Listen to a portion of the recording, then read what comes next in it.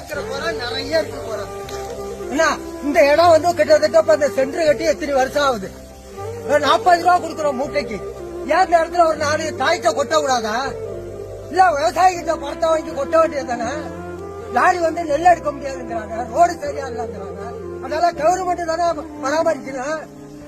பேசுறாங்க, நியூஸ்ல பேசுறாங்க, முதலமைச்சர் பேசுறாங்க, எல்லாம் பேசுறாங்க, உணவு அமைச்சர் பேசுறாங்க. இங்க என்ன நடக்குது? இங்க விவசாய சந்தையில் அடிக்கிறோம் முறைச்சு. நான் வந்து மொத்தமா வச்சுக்கிறேன் கோயில் பங்கு.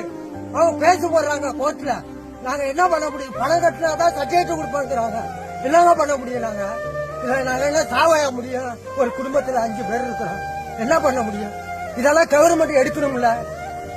இல்ல நீஸ் இருக்கிறாங்க 10 பேர் இங்க கொட்டுறோம், 10 பேருக்கு போடுறது டோக்கன் போடலாம்ல. ஏன் அதை போட மாட்டாங்க?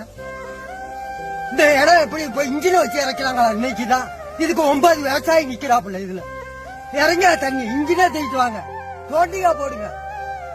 இதெல்லாம் எப்ப செய்கிற வேலை? செஞ்சு வைக்க வேண்டியதானே இந்த வேலையெல்லாம். சம்பாவில நெல் கொள்முதல் பண்ணீங்களா? அப்படி போட வேண்டியதானே இதை. இல்ல வர்ற அதிகாரி பூரா எல்லாம் வந்து பாடுறாங்க, போறாங்க, பாக்குறாங்க. அதெல்லாம் செய்ய வேண்டியதானே.